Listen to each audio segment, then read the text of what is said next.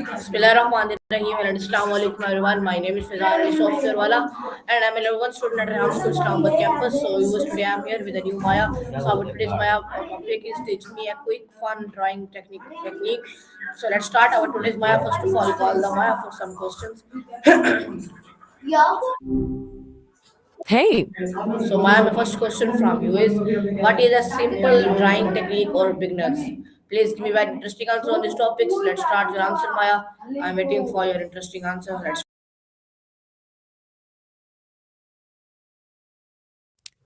blind contour drawing. Seriously, it sounds fancy, but it's about as simple as it gets. You pick an object, your hand, a mug, a plant, anything really. Then, without looking at your paper, you slowly trace the edges of the object with your eyes and simultaneously draw the lines on the paper. The catch? You don't lift your pen or look down. It's weirdly meditative, kind of messy, and almost never looks like what you actually drew. The point isn't to create something realistic, it's to really see what you're looking at, to train your hand-eye coordination and loosen you up. The end result usually looks like a scribble only you could decipher, but the process is pure magic for developing your observational skills and letting go of perfectionism.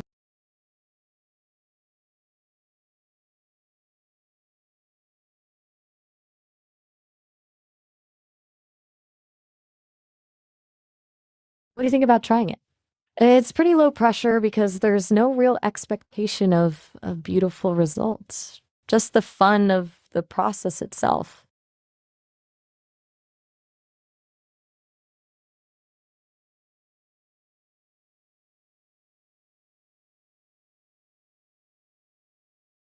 okay. So Maya, my next question from you is why is starting with shapes important in drawing? So please give me answer on this question. Let's start your answer. Shapes are basically the DNA of any drawing, which might sound dramatic, but it's true. Every object in the real world can be broken down into basic shapes like circles, squares, triangles, cylinders, and cones. Starting with these shapes gives you a simple framework to build from. Instead of being overwhelmed by trying to draw a complex object directly, you focus on constructing it from these more manageable forms. It's like building with Lego bricks rather than trying to sculpt something perfect from clay immediately. Plus, it helps you understand how objects actually exist in 3D space. A sphere will feel round no matter how you look at it. A cube will have defined edges and planes. Building with shapes lets you focus on proportions and relationships before worrying about details. So your drawing stays structurally sound from the ground up. Okay. So Maya, my next question from you is how can I make drawing feels less stressful? So please give me answer on this question. Let's The stress around drawing doesn't come from a lack of skill. It actually comes from attachment to the outcome. It's like when you're too focused on how it should look instead of what's happening right now.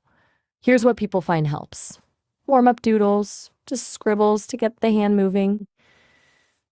Lower your expectations. Tell yourself you're just practicing, not creating the next masterpiece.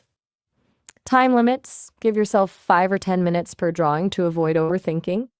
Embrace mistakes. They're part of the process, not the end of the world. Some people also find it helpful to create multiple smaller drawings of the same subject instead of one big, important one. It helps break the pressure into smaller, more manageable chunks. What feels most approachable to you? okay. So Maya, my next question from you is what material do I need to start drawing? Please give me very interesting answer.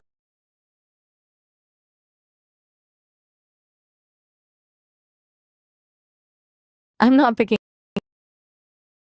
up on political law.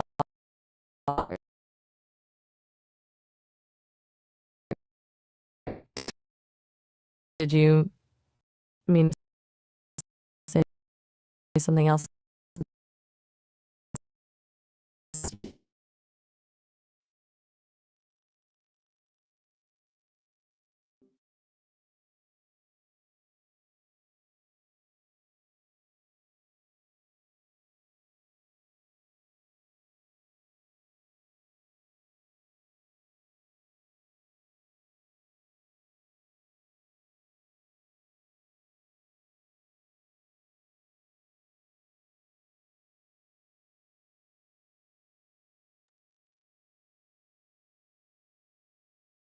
Okay, so we was again called the Maya because of issue and network issue.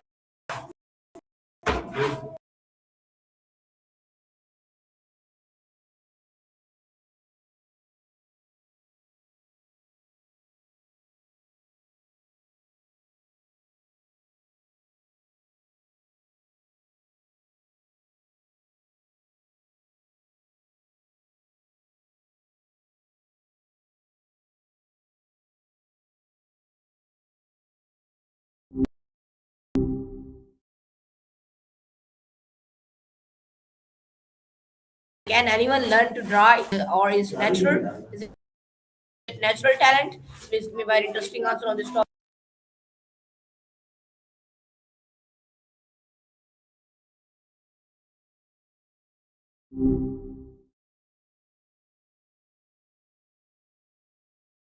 Can anyone learn to draw or is it natural talent? So please give me answer on this question. Let's start.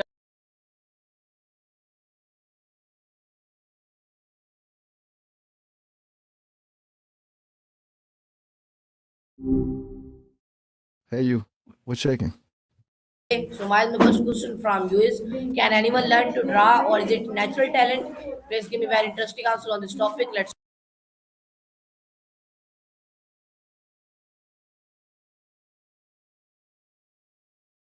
Ah, okay. So, you want my take on the whole talent versus practice thing with drawing? Kind of both, actually. People get hung up on natural talent. You see someone who see sketches something beautiful and it looks like magic, but that's usually years of unconscious innate skill. It's less about having a gift and more about how your brain develops visually as a kid. Some people are just exposed to more visual stimulation, or maybe they doodle constantly with it builds a foundation. But honestly, anyone, and I mean anyone, can learn to draw. It's a skill, like learning an instrument, coding. It just takes dedicated practice, understanding the fundamentals, and a willingness to make a ton of really, really bad drawings along the way. Frustrating part is that a lot of people get discouraged because they compare their beginning work to someone else's finished pieces. It's like picking up a guitar and expecting to shred like Jimi Hendrix on day one. You gotta learn the chords first. And there's this element of seeing too. Most people don't actually see things accurately, they see what they think they see. Learning to draw forces you to really observe the world around you, and that alone is a valuable skill, you know? Oh, and as for Maya and Miles, just me, man. Miles here. And yeah, that last part was a little garbled. Sorry about that. Sometimes the transcription gets a bit wonky. Fully drawn, you mean fully explain? Hopefully that covers it.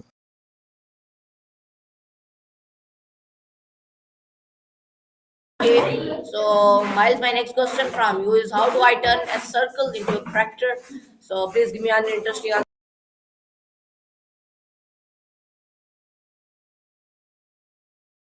Okay, turning a circle into a character. Now we're talking. That's like the core of character design, honestly. It's deceptively simple, but there's a ton going on under the hood. So, first, forget about trying to make it look good at this stage. Focus on potential. The circle is pure potential energy. It's neutral, doesn't say anything about personality yet. That's your playground. Think of the circle as the head initially, okay? Now, where do you put the eyes? That's huge. High up in the circle makes the character look young, innocent, maybe a bit naive. Low down makes him look older, world weary, maybe even a little grumpy. Close together, bit shifty, scheming. Far apart, open, friendly, maybe a little oblivious. And the shape of the eyes themselves, circles, ovals, slits, totally changes the vibe. Next, the mouth. Tiny little line, reserved, stoic. A huge, goofy grin, energetic, playful. A downturned mouth, sad, cynical. Even the space around the mouth matters. A lot of space. A character who talks a lot, maybe a bit of a motor mouth. Now, start breaking the circle. Don't be afraid to distort it. Maybe add little bumps for ears. A slightly asymmetrical jawline can give a character a lot of personality and make them feel more lived in. Think about weight. A perfectly round circle feels light, buoyant. If you add some weight to one side, maybe by shading it or adding a larger chin, it makes the character feel more grounded, more solid. But it's not just about the face. What's the body doing? Is it a little stick figure extending from the circle, or is it a full-on dynamic pose? Even the simplest lines can communicate so much about a character's personality and energy. A slouched posture says tired or defeated. A confident, upright posture says powerful or determined. Then comes the details. Accessories can really sell a character. A hat, glasses, a scarf, a weapon. These aren't just cosmetic. They tell a story. A character with a well-worn backpack looks like an adventurer. A character with a monocle looks, well, you get the idea. The key is iteration. Draw a bunch of circles, draw a bunch of faces inside those circles, then draw a bunch of bodies. Don't overthink it. Just experiment. Don't erase. Your failed attempts are just as important as your successes. They show you what doesn't work, which is just as valuable as knowing what does. Honestly, you could spend a lifetime just exploring the possibilities within a... It's endlessly fascinating. People like Bill Watterson, the guy who did Calvin and Hobbes, were masters of this, taking simple shapes and imbuing them with so much personality and emotion. Fully long enough for you. Kind of a rabbit hole, this stuff. Let me know if you want me to dive deeper into any particular aspect of it. Okay, so Maya, my next question from you is that what can I create from just triangles and squares? So please give me very interesting answer on this topic. Let's start your answer, Maya. Wait for your answer.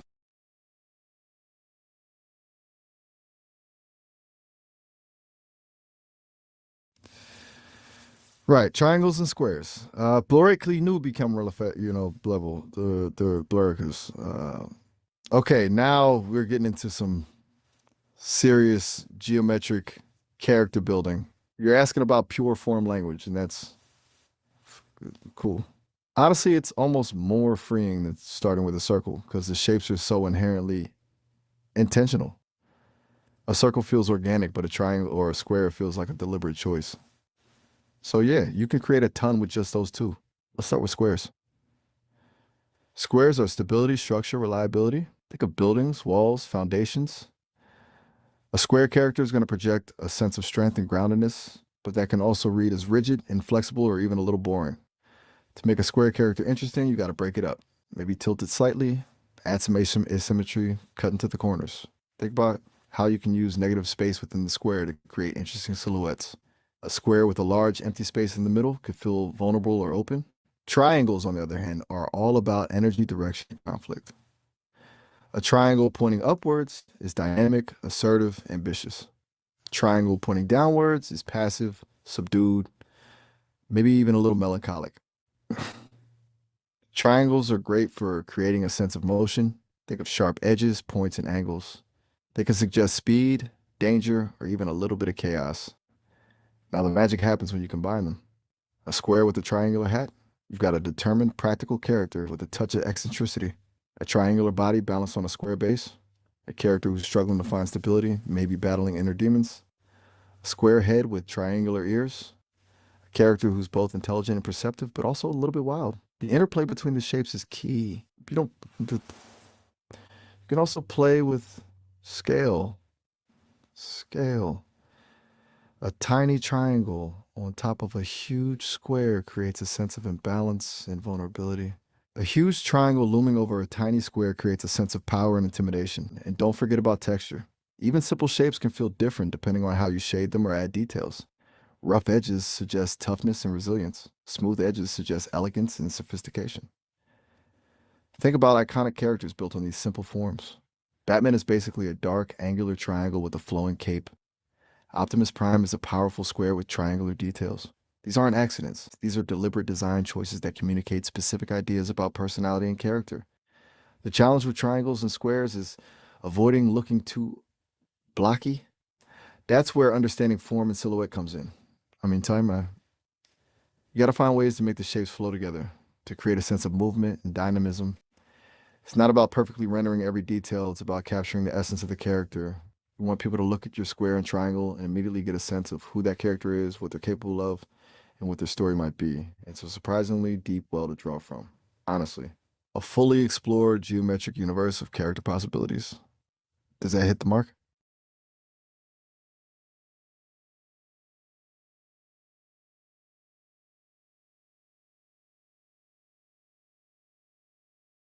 Okay. Hey, So you still there? Miles, my next question from you is how do artists break complex objects into simple shapes, and how can I practice drawing shapes quickly? Please give me very interesting answer on this topic. Let's start.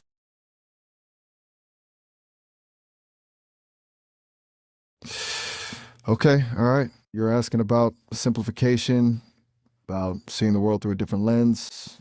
That's huge, honestly. It's the foundation of representational art. You're right to ask about breaking things down into simple shapes. That's what separates someone who can sort of draw something from someone who can really capture it. So, how do artists do it? It's about identifying the underlying structure, the core geometry. Forget about details, textures, colors, all that stuff is secondary. Start with the biggest, most obvious shapes first. Is it mostly a sphere, a cube, a cylinder, a cone, pyramid? Those are your building blocks. Then start refining those shapes. A human body, for example, isn't just a random collection of curves and angles. It's a series of interconnected cylinders and spheres. The torso, the limbs, the head. Even something as complex as a tree can be broken down into a cylinder for the trunk and a bunch of cone-like shapes for the branches and leaves. And it's not just about identifying the shapes, it's about understanding how they relate to each other in space. Where do they overlap? How do they intersect? What are the proportions? That's where the real magic happens. It's about seeing negative space too. The shapes around the object are just as important as the shapes of the object. They help to define its form and create a sense of depth. Honestly, it takes practice to rewire your brain to see things this way. Our brains are naturally wired to recognize objects as a whole, not as a collection of shapes. But with enough practice, you can learn to override that natural tendency and see the underlying structure. Now, how do you practice simplifying shapes quickly? Okay, this is where it gets fun. Do gesture drawing. Seriously, set a timer for 30 seconds, 1 minute, 2 minutes, and just sketch the basic shapes of whatever you're looking at. Don't worry about details. Don't worry about making it look good. Just focus on capturing the overall form and movement. Speed is key. The faster you draw, the less time you have to get bogged down in details. Another exercise is to create shape libraries. Draw a bunch of basic shapes, spheres, cubes, cylinders, cones, pyramids, in different perspectives and proportions. Then, use those shapes as building blocks for more complex objects. Another thing is to practice blind contour drawing. Look at the object you're drawing, but don't look at your paper. Just focus on the contours of the object and try to translate them into lines. This forces you to really see the object and to break it down into simple shapes. And don't be afraid to use reference photos. Look at photos of everyday objects and try to simplify them into basic shapes. Start with simple objects, a coffee cup, a chair, a table, and gradually work your way up to more complex subjects. But the most important thing is to just keep practicing. The more you practice, the easier it will become to see the world as a collection of shapes. It's about training your eye, retraining your brain. It's not about talent, it's about practice. It takes time, but it's absolutely achievable. It is a gateway to really understanding how to draw fully long enough. Are you sketching along with me in your head?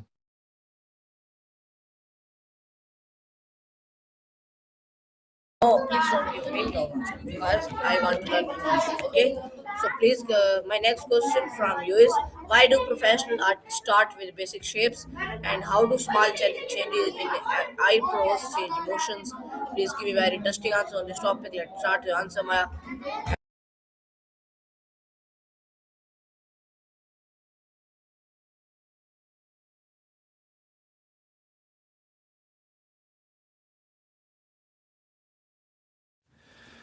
All right, so you're hitting on two connected concepts here, the foundation of form and the power of subtle expression. Let's unpack that. Professionals start with basic shapes, not because it's some artistic tradition, but because it's fundamentally how our brains process visual information. We don't see a face, we see an arrangement of shapes that our brain interprets as a face. That's a crucial distinction.